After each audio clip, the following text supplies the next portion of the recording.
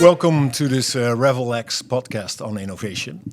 This series of podcasts is built on the success of our innovation webinars and playbooks.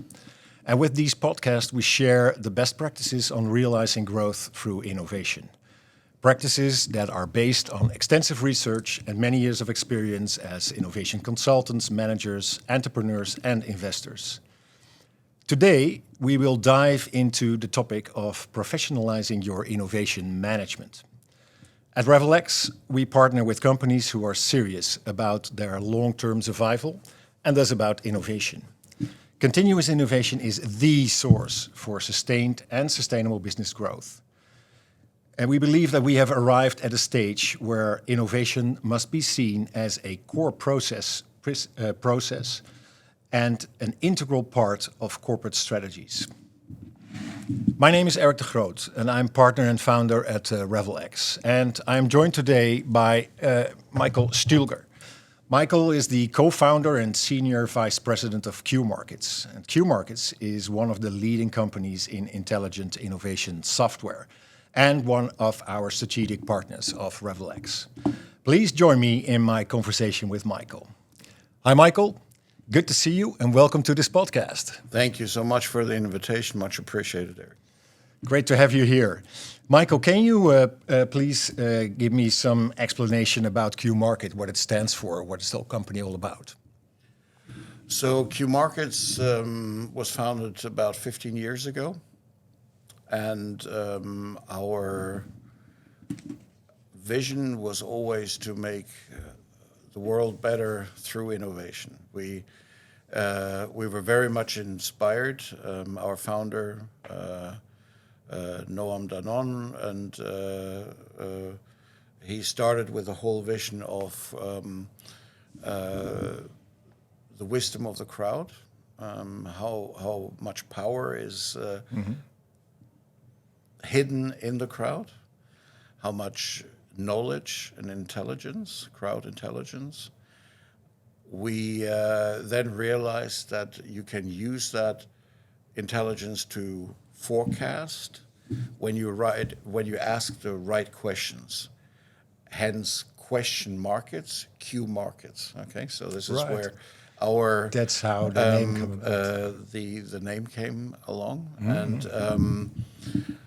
and that led us then very clearly using this knowledge of the crowd into innovation, ideation, and beyond. Developing a whole innovation ecosystem with technology scouting, trend scouting, incubation. It's a complete end-to-end It's an end-to-end solution for everything you need to do with innovation. Absolutely. When you look at your innovation funnel, from the very beginning of research, of finding the right partners, of finding the right technology, the right startups, all the way through execution, incubation, ideation, incubation, and execution. Right. Where is the company based? Our headquarters is in startup country and Israel, in Tel Aviv. Yeah. Awesome place. One of the most beautiful cities in the Mediterranean. Tel Aviv, also called the city of spring. It's always spring there. It's always beautiful and a great place. But we have. But you have offices elsewhere. Teams. We have teams and offices around the world, mainly in the US, in the UK, and in Germany, outside of Israel. But we also operate, in most other countries. Yeah. And what is your role and position in the organization? Well, I already thought you were a co-founder. Yeah. And you're a VP. Well, I was. What does it really mean? What does it encompass? It just means that I had the privilege to be there right at the beginning, and could contribute as a startup. Right, as a startup. We had some great times right at the beginning. Finding customers, as you can imagine, was a challenge. we were very fortunate to have some very, very good companies right at the beginning that gave us a chance. One of them was Swiss Post, that are still a customer after all. They were your launching customer. They were in Europe our launching customer. We and they trusted us. They invested in us, and it's a great success story. They are saving incredibly amounts of money year on year using our operational excellence tool, Qoptimize, the continuous improvement side, but also on the innovation side, Qideate, where they're using it very strongly for Kaizen and other innovative approaches of they're very strong in autonomous driving, in robotics, things you wouldn't really think of a not really postal service, right? But drones and so on. So they're playing with amazing things. But yeah, they were our first customer in Europe, and so my responsibility is to look after our customers with my teams globally. You're on the commercial side. On the commercial and strategic side. And strategic side. Okay, awesome. Well, maybe looking into that strategy and maybe into some of those customers that you just mentioned. In the introduction, I already talked about the importance of innovation for long-term survival of organizations. And well, you've been in the innovation space for over 15 years. Can you tell me something about what's your opinion, how innovation is evolving over time, and maybe in particular how innovation management in that is maturing, and what that means for your business in terms of tooling software? I love that question, Eric. Thank you for asking that. It's really important because going back a few years, there was not even a clear line between innovation and creativity. People were just when you got a bit creative, you saw you were innovative. And these days, innovation is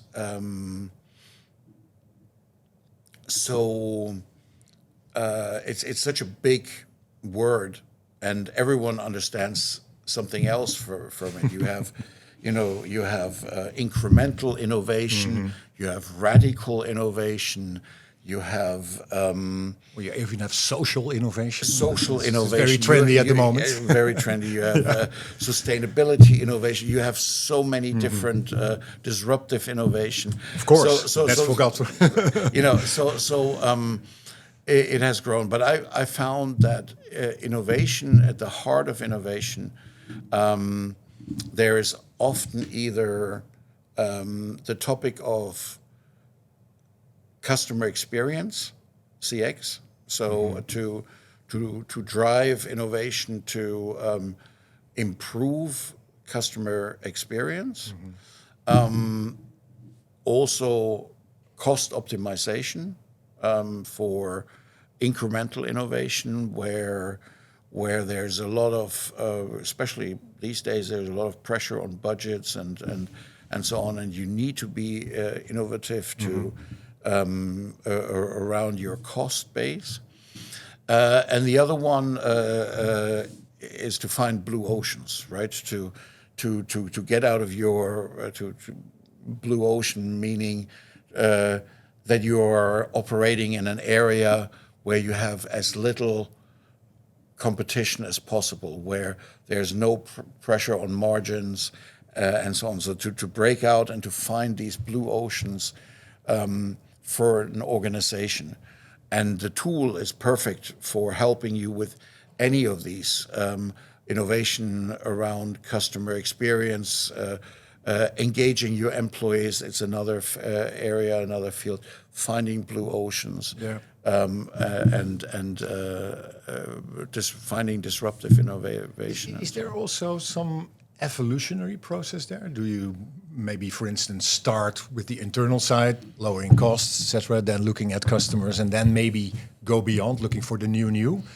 Or, do you see organizations maybe touching upon all those three levels, or what's your idea? It really depends on the pain points of the organization. So many of our customers come to us with one single use case or pain point, like we need to improve our technology scouting, or we need to improve employee engagement, or we would like to not just cut costs, but be innovative with our budgets. So we want to look at operational excellence and incremental innovation. So what I'm trying to say is sometimes there's just one single pain point, and that's where it starts. We recommend to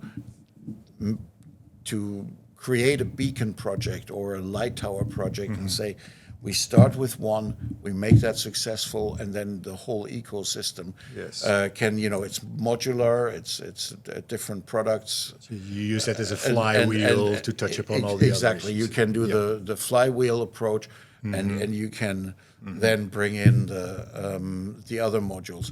But we do have customers that come in and do the full. We just had a large aerospace and defense company. They went for the whole ecosystem in one go. So you see, it depends also on the resources, innovation resources on the side of our customers. Yeah. And looking at those customers, do you also see that, the state of innovation management is changing? It's more professionalizing, you could say. Well, a lot of those companies have started with, do-it-yourself kind of, Excel sheets maybe to keep a track on their portfolios. But you guys bring something completely different, of course. So I see it on both sides. I see it on your side, and I see it on our side. Right. So I see that really qualified innovation resources, they're building departments, but they're still outsourcing or bringing external strategic partners in, such as RevelX. But of course,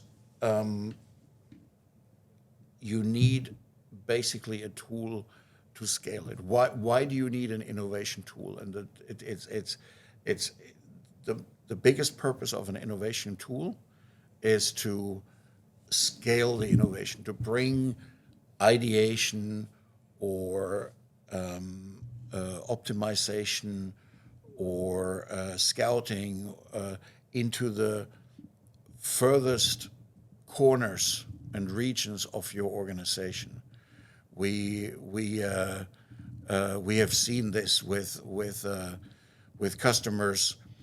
For example, we did a project with Nestle, and Nestle, they brought their innovation. They wanted to even innovate with their farmers for their chocolate beans, and they still have farms. They run it as a corporation. At the time, they had one of the ideas was actually that you could order chocolate from a specific farmer, so you could have chocolate from a farmer in South America or from in Africa somewhere.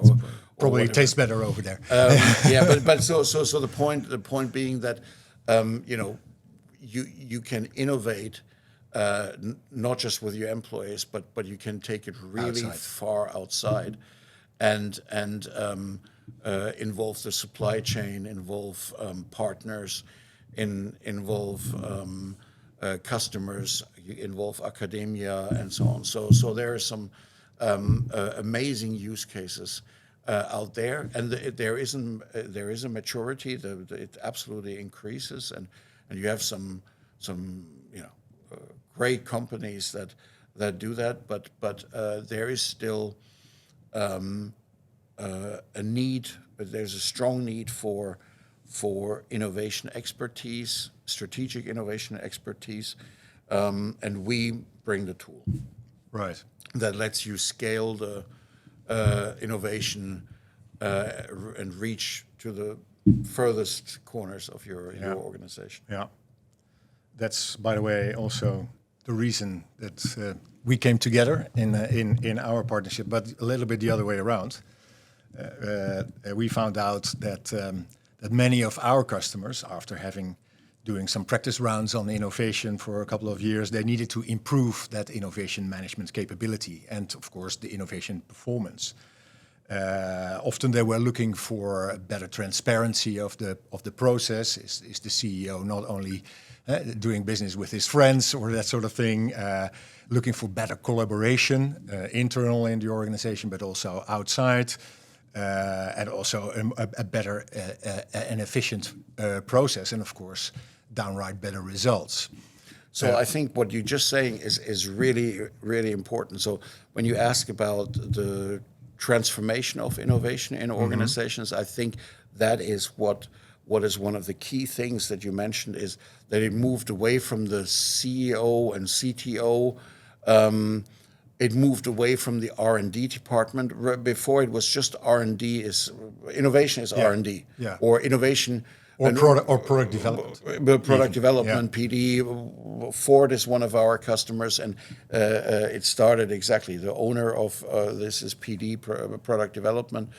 But what we're seeing is now that this is broken. We're going outside of R&D.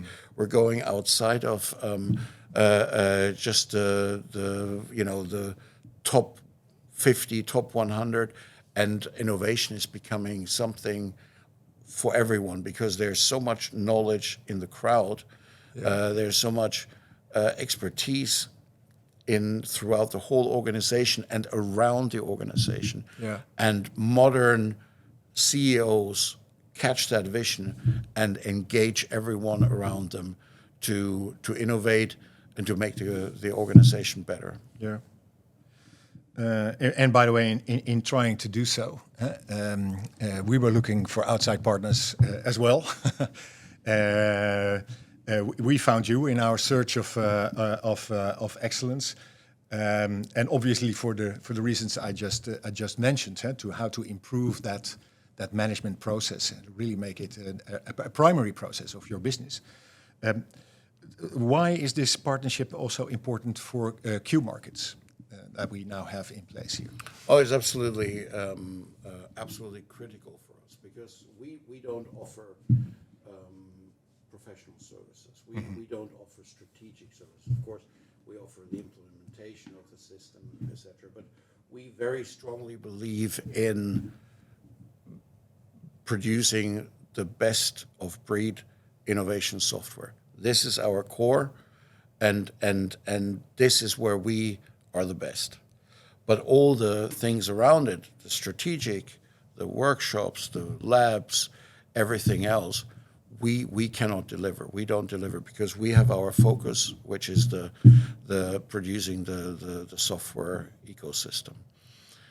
And for that, we need really important partners, really clever people that understand how the tool and strategy work together. A tool, as beautiful and as wonderful it may be, it is also dumb, right? It's without the right people managing it or working with it. Well, shit in, shit out, right? Yeah, exactly.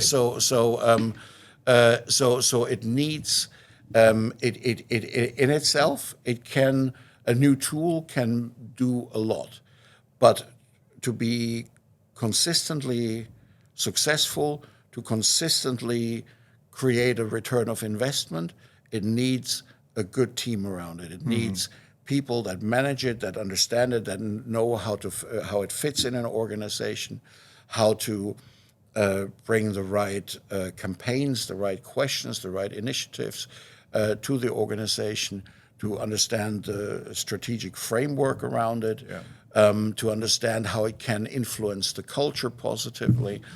And this is obviously one of the superpowers Crucial for of success. and it's one of the superpowers of RevelX, and that's why we love this relationship. That brings me to a question, by the way, because we have an awesome tool and we have professional services to really make it work. But do you also need to have some sort of maturity in your organization at first? Or do you think, well, no, that's not needed? Or what's your opinion about that? Another good question that many organizations have as an open issue. So that brings me back to what I've tried to say earlier on. If you don't have that much experience, right? My recommendation would always be to start with one beacon project, with one light tower project. What do we mean by that? So take, for example, ideation. Start with a small group, whether it's 50 or 500, small is relative depending on the size of the organization. Bring in the right strategic resources. Build come up with a relevant topic and engage these, produce some amazing results, create a buzz around the initiative. And then suddenly the organization will be aware and they will go, oh, well, I want to be a part of this. Why are they doing this and why are we not included? And so the Beacon project is always good to start with one tool and with one strategic single approach when you're not fully sure or when you don't have all the experience. You can learn as you go. If you have a more experienced team, we have no hesitation to recommend our full suite or some modules of that suite. And that's the more matured right. organization, That's right. matured in the sense of innovation and its performance, of course. You mentioned the ideation part several times already. And I happen to know, of course, Q Ideate, which is one of, I think, one of your most successful modules. Hundreds of organizations around the globe are using this platform as of today. And that brings me to, and I think also a lot of companies struggle with it in terms of how to touch upon all the people also in the lower levels in an organization or even outside an organization. When it comes to best practices in innovation, can you give the listeners some clues here? What is the success of good ideation? Look, best practices, we can give you. We have a whole catalog. We have a whole video catalog, a library of best practices that we share with our That's awesome. with our customers.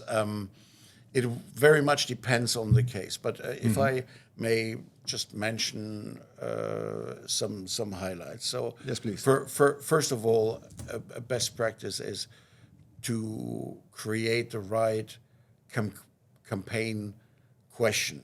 Okay, so we in our ideation tool, you can do two things. You can do the top-down approach, so which means you run a campaign with a certain problem, with a certain question, to a certain audience for a certain time frame.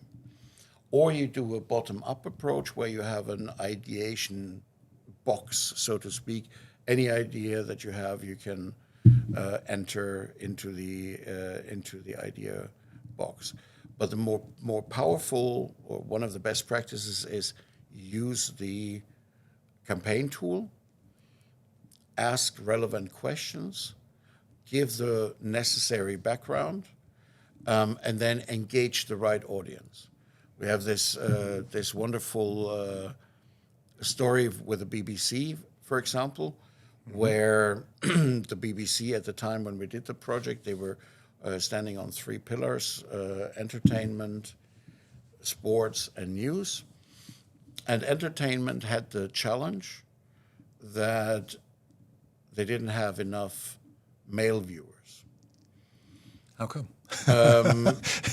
Well, I don't want to speculate, but probably too much Downton Abbey and Downton Abbey, yes, and Pride and Prejudice and so on. But I don't want to step on anyone's toes. But they and probably the male viewers are all watching the sports and the news, right? Yeah. But entertainment struggle, okay, and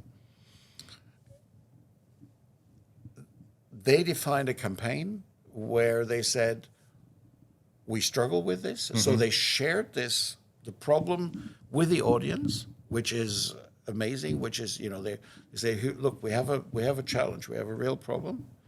Then they said, okay, we need you, and this is what we want from you. We want from you ideas how to engage more male viewers without alienating female viewers.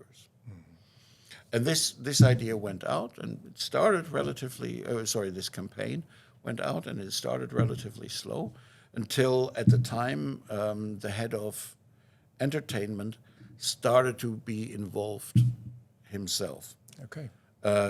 Commenting, placing some comments, giving some thumbs ups. Right. And so being supportive. Being supportive, but literally being involved in the collaboration and socialization of the ideas and of the campaign. Mm-hmm. And that created such an, he's looking at ideas. Oh yeah, I have an idea as well. And so suddenly the idea levels took off. Then it really took off. It really took off, yeah. And we then found, to quickly tell the story, bring it to an end, there was then someone in Wales who was a health and safety worker who had an idea about a young father who just lost his wife and looking after the kids himself, yeah. And all of these very things, good for male viewers, yeah. And everybody liked it, but something was missing. And then a lady from Scotland, from BBC Education, had said, "This is too tragic. We need more humor in there." So when he burned stuff someone in the kitchen, from Scotland said that. And somebody from Scotland, and she contributed the humor part. Right. And out came then a new show. It didn't go on TV, but it went to BBC Radio. Okay. And the head of radio entertainment was involved, and it was a big success within the BBC. But the concept is what and here are the best practices: a clear challenge, a clear campaign. Question. A real problem. A real problem. Involve the audience. Explain them what you need and why you need it. The why is incredibly important. Have a C-level sponsor, someone that. I think this one really made the difference here. It's sponsorship of leadership. Yeah, it's really get it going. Because then the employees and the rest of the team realizes it matters to the company. Exactly. But also the whole concept of not co-creation. Co-creation is if you create with a customer, but of collaboration between Scotland, Wales, and so on. Mm. Plus another one, what they had is the whole concept of intrapreneurship, not intrapreneurship, where the two people that had the idea could stay with the idea and finish it. They went then for 2-3 weeks to London to work with the producers, and their names were on the title. They were named as executive producers, sort of thing, etc. So the positive. That's awesome. The positive part is they didn't just give an idea. and it somewhere disappears, they could stay with them. You can't do that in every organization always, but entrepreneurship, so the ownership of staying with an idea, is another best practice. Yeah. What I also like, by the way, about software is that it can actually accommodate a challenge to very large external audiences. This one was an example, which was more or less the internal organization of the BBC.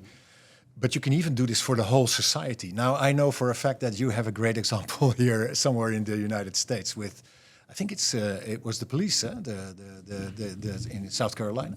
Yeah, we have. So very often our software is used externally by cities, by public transport, by police. As you mentioned, we had the Charleston Police Department working and running a Black Lives Matters challenge campaign on our application, on our software. That was pretty sensitive stuff. It was at the time very, very sensitive, but it helped them to feel the pulse of the society, of the community out there. They used it to bring in and help increase understanding of the problem, and collaboration with the police, because the police at the time was the enemy, right? Right. Probably still are, by the way. And they could also contribute anonymously. That's one of the features, and that was very welcome and often used. And it became a very strong tool for a while for that part of the project of that police department. But yeah, we can engage. I mean, we have in France,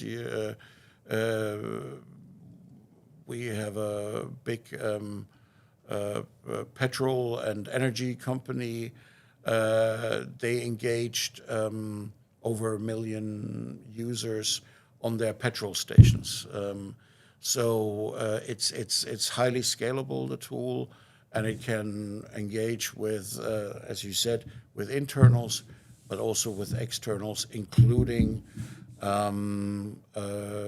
B2C, so to consumers as well. Yeah, fantastic, awesome. Well, I think we're almost at the end of this podcast, by the way. And Michael, thanks for sharing all these fantastic examples from your practice and in the future our joint practice, I hope. Completely something else. We talked about innovation with our customers. Some new innovations that we can expect from Qmarkets over the next couple of years. Can you enlighten us a little bit? Yes. So we truly live the way of the innovator in our headquarters in Tel Aviv, but also around the other teams globally. We dedicate firmly 20% of our time for new products and new initiatives, but mostly honestly, most of our the best new products come from our customer community. We have a VIP customer community where all of our customers are connected and exchange best practices, but where they also sometimes gang up on us. And you have 3-4 big banks or supermarkets, chains or whatever, and they say, "Oh, we would like to have this new feature." And so what's in store? Very heavy AI features, improving our search engine with AI features. Can we expect some integration with OpenAI, with the OpenAI, GPT-4? Absolutely. Yeah. It's coming. Fantastic. But also ChatGPT, but also we've got a few others as part of the research, but also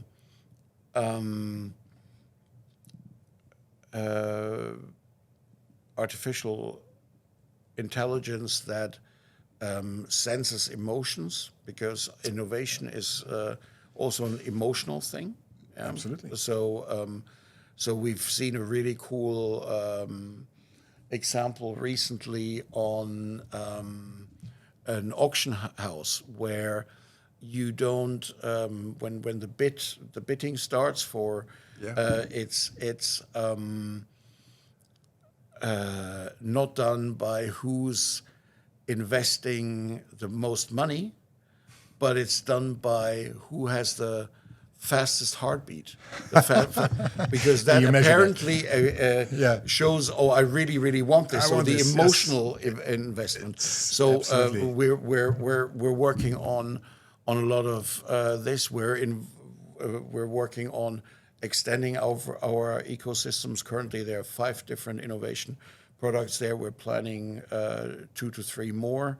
We're planning to for all these modules to perfectly interact between each other, so you can search between them, you can transfer ideas and startups and so on. You have joint reporting and dashboards, and like I said, powerful search, AI-based clustering, emotion-based AI, and so on. Yeah, awesome, great stuff that we can expect from you.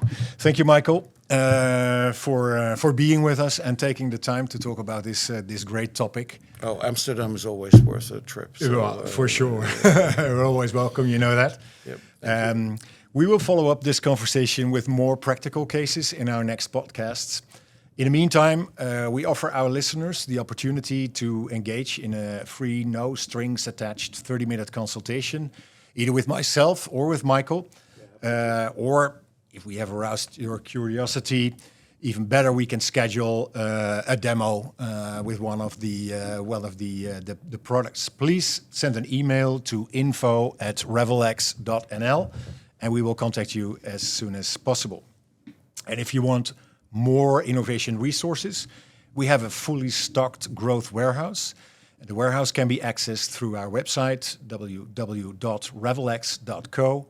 Just click on the tab Growth Warehouse and you will find all sorts of innovation tools, templates, and access to self-assessments such as our Innovation Readiness Benchmark and Innovation Playbooks.